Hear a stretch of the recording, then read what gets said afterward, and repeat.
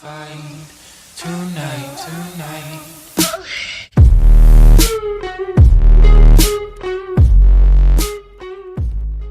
What's going on, everyone? Today's video will be over the mechanics for Stone Garden's last boss on hard mode. So without further ado, let's go ahead and jump right into it. Alright, so once you pull the boss, he'll throw a fire AoE on the ground towards you, which will then shoot into about 6 other small fire AoEs on the ground. After this, then he will heavy attack you. The heavy attack can be dodged. He then will shoot 3 larger AoEs towards the tank. So just make sure that the DPS are standing behind the boss and not behind the tank. The next attack that a lot of people are having trouble with is the dot that he places on you. It's a fire dot and it'll do about 9k or so every 1 second. And I say 9k or so because everybody's just a little bit different. Sometimes people have lower resistance and whatnot.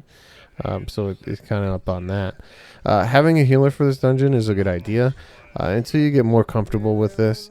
Keep in mind that all fire AoEs, any fire AoE that is placed on the ground or moving on the ground will apply the fire dot mechanic on you or and your group members. So just be very careful about getting hit by those. At about 90% to 85%, he'll then start spawning ads at about every 5%.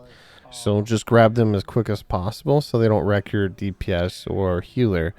There are a few different ads and they all do a heavy attack mechanic, which can all be dodge rolled. And if the DPS just focus the ads as they spawn, you should be fine. You know, maybe 1 ulti per ad. I won't go into all the heavy attacks each ad does, but what I will do is I will go over one, which will be towards the end of the video. So when taking the final boss, I always like to be on the opposite side of the entrance. If you look at the opposite side of the entrance, which you can run around the room before you pull the boss, there are stone husks that are against the wall. And I like to tank in between those. So that way when at 60% and 20%, where he throws a potion on the ground, where you transform into the werewolf, I like to be right there so that way we can easily grab a potion and then turn to our right, turn to our left, grab the stone husk, and proceed with the next mechanic. Whatever ultimate you have going into werewolf phase, you will keep. So if you build up your ultimate to 500 ultimate, which is the ultimate in werewolf form, that's how much it costs, you will be able to pop your ultimate almost immediately. As a tank, it's very nice for you to try and hold your ultimate until you get 500, turn it to the werewolf, pop your ultimate almost immediately, so that way you can just immediately get all that damage going at one time. Alright, so here's how we do this mechanic. We split up. 2 go left and then 2 go right, and those are your partners, right? So there are 4 pillars around the room. Try to position the stone husk how I do, and then I'll go into a little bit detail of why in a second. So as soon as you turn into werewolf, hit your 1 ability on a stone husk, which will taunt them, then go to your assigned pillar. If you do not split the stone husk up, they will tether like the bosses in VHOF. Once your stone husk is positioned on the pillar, go through this easy rotation I do. The reason you put the stone husk on each pillar is for the ultimate synergy, which I'll explain a little bit later. If you notice the stone husk lean forward then immediately lean backwards with a green cloud above its head, hit your 3rd ability. This ability will stun the stone husk. Hit your 5th ability, which will heal on direct damage done. Your heavy attacks are direct damage, so then begin to heavy attack. Once you heavy attack 3 times, this will give you roughly about 5 stacks. Once you get your 5 stacks, your 5th ability will change into a blue icon. Once you hit your 5th ability again, this will shoot out a cone in front of you. But try to save this ability until somebody activates their ultimate. When somebody activates their ultimate, a red cloud will shoot across the room, and all allies may activate the synergy if they're in range. If you activate the synergy from the red cloud, this will guarantee 100% crit damage for 10 seconds. So what I like to do is save my 5th ability until I activate the synergy from the ultimate. Once I hit the synergy, I will hit the cone ability. After the cone ability is done, then I will hit my ultimate, which will deal about 1 million damage. After I activate my ultimate, I hit my 5th ability again and then continue what I talked about previously. As you can see, I'm facing the center of the room. The center room that the boss is in has 4 cylinders around the bottom of it, one on each side, that shoot out spheres. You can tell which cylinder is shooting a sphere by noticing the electrical current around the cylinder. Once the sphere is shot out, face the sphere and hit your 4th ability. This ability will send a shock wave towards that sphere, destroying it. If you don't destroy the sphere in time, it will do a good amount of damage to the entire group. Once all the stone husks are dead, a large orange smoke will fill the air and you'll lose your werewolf transformation. So if you don't have ultimate, spam whatever buttons you can to gain ultimate. Grab the boss and you'll have to do the exact same thing you just did earlier with one added mechanic. He will throw 2 poison potions that land on the ground and then shoot 2 AoEs in a clockwise rotation. You can block or dodge roll these AoEs. Depending on the placement of the poison AoEs, I do like to however move, but if you do move, try not to die as I did here. So if you do end up dying, just whoever has aggro on the boss, just run across the room. That way, whoever can get the res on the tank. As you can see, I did skip forward a little bit on this video, or at least as part of the fight, just basically because it's the same exact fight as before, just added with one additional mechanic, so I didn't want to incorporate the entire fight there. At 20%, the boss will go back to the center of the room. He will throw down 4 additional potions that will then transform your group back into the werewolf. Again, grab your stone husk with the 1 ability and then take them to your designated pillar. And then go through the rotation that we talked about earlier. 5th ability, heavy attack, blah, blah, blah, blah, blah.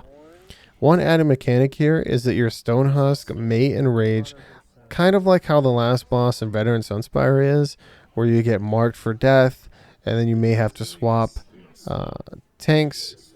It's kind of like that. The stone husk will take out the orb from its chest and then turn orange. This signifies that you need to swap with your partner. Just call for a swap, hit your 2 ability to rush towards your partner's stone husk, then hit your 1 ability to taunt the new stone husk.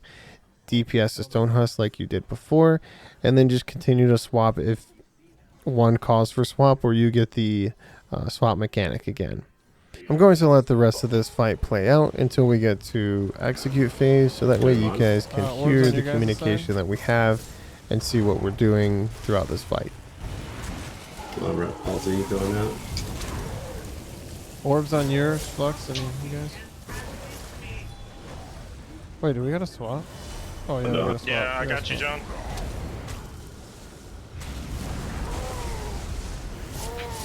Alright, we're Swap. Mine's nearly dead. I'm just gonna come to you. Mine's dead. No, grab it. Yeah, Grab it grab there. him, You have to grab it. My ulti's gone out.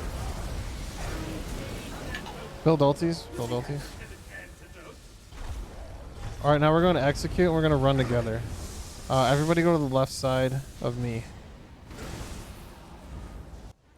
Once all stone husks are dead, the boss will go back up in health for some reason. So instead of 2.5 million health, he'll go back up to 5.3 million health. Now what will happen is the boss will then throw 4 lightning AoEs on the ground. There's 4 lightning AoEs and there's 4 members of your group. 1 lightning AoE per person in your group.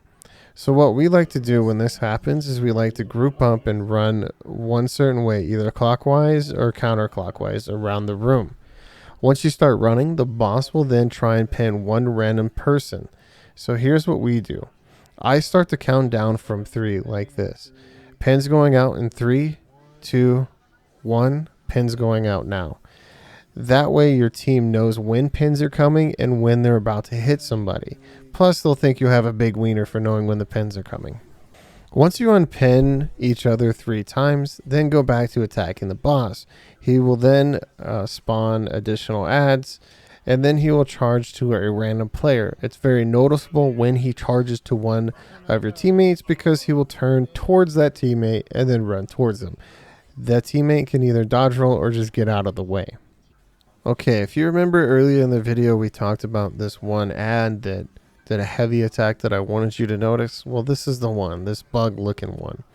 Because what happens is when it heavy attacks and it hits you, it will apply a poison attack that lasts roughly 7 to 10 seconds. And if it's landed, it will continuously tick on you on top of the fire mechanic. So those 2 dots on you will hurt really bad. I personally like to dodge roll this attack. But if you do get hit by it, just call it out so your healer can focus you a little bit more with your healing. I'm going to go ahead and let the rest of this video play out, as there's nothing really else to explain. There is one cone attack that the boss does, but you can just move out of it. Other than that, I appreciate you guys watching, and hopefully you guys have a good one, and hopefully this video helps. But stay on boss. One though.